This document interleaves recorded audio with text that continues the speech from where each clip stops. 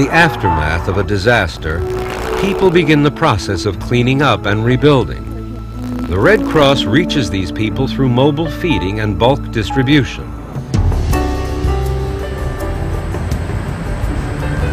IRV crews are called into action as soon as a disaster strikes.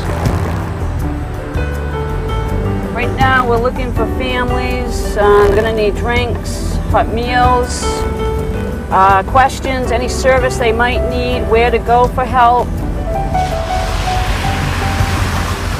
As this IRV comes around the corner, you see the smiles and the waves because they know that we're going to come in, we've got food, we've got liquids, we've got a smile, we've got anything that we can possibly offer them to help them deal with this trauma. It's really interesting. An IRV crew will, the minute they get the call, they kind of go up on an adrenaline high, and they will go out and they'll run as long as you need them to run, and they'll do whatever has to be done. They're in there, basically they're the primary contact with the victims. They're the first contact most of them had with Red Cross, and they set the tone for everything that happens in that area.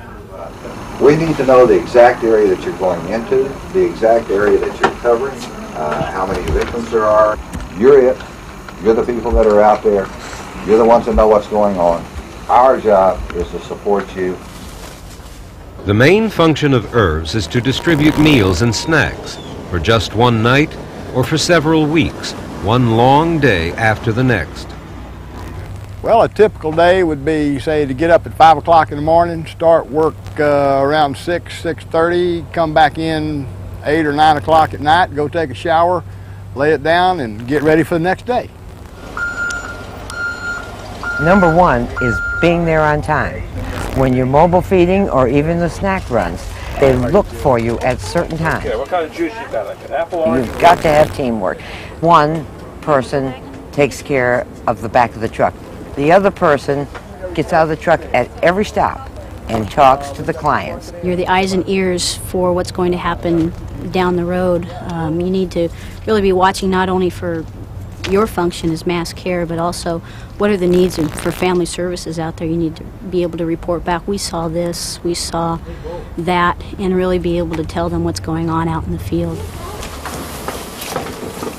Well, this has to be washed off. The people that we see on our route, they're very distressed people.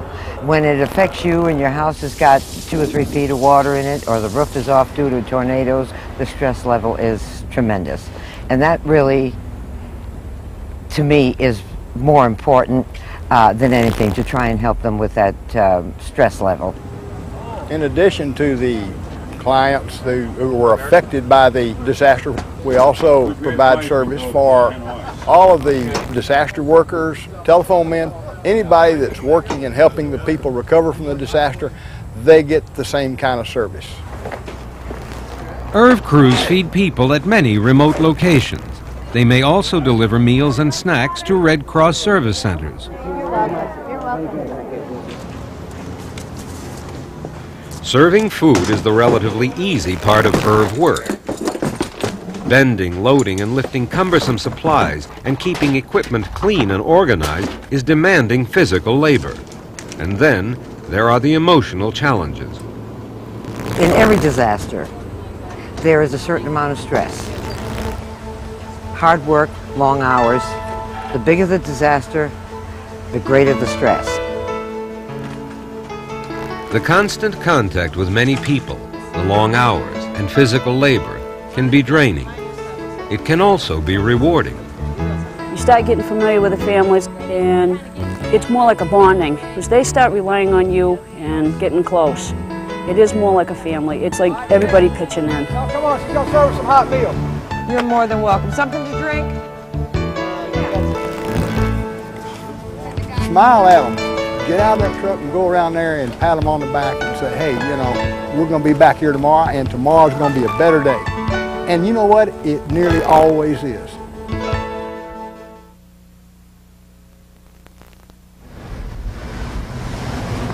Right now we're leading up a crew that's scouting out people moving back into their houses. We're providing them with cleanup kits. in the packages from the Red Cross. Yeah, I've got a few trash bags. You guys over here with a mop and a couple. Bulk distribution workers provide needed supplies to those affected by disaster. Cleanup kits are among the practical items that help people turn chaos into order. They come up here and they're looking for cleaning supplies. As soon as they find out they can get everything at one spot, they just walk off here just beaming and happy. The short cleanup kit here contains a bucket, disinfectant, there's also a scrub brush, sponge, a couple plastic bags, and some rubber gloves. This is what we need. The longer size kit contains a mop handle, a mop head, sweep broom, push broom head, and also the push broom handle. Drinking water is often in great demand. Bulk distribution workers hand out supplies throughout affected communities and at fixed points, such as service centers and shelters. We have some comfort kits from the Red Cross. It should have everything you need. Shaving cream, razors, toothpaste, toothbrush, washcloth. I've got some food in the area. There is one item given out by bulk distribution workers that doesn't come in a box. So you have to lend that big shoulder and lend that helping hand. I try to have a smile, be jovial, and remind them that we're here to help. I wish them their safety, and I wish them the best. And I offer the services available through the Red Cross. We're here until the last person is taken care of. Okay.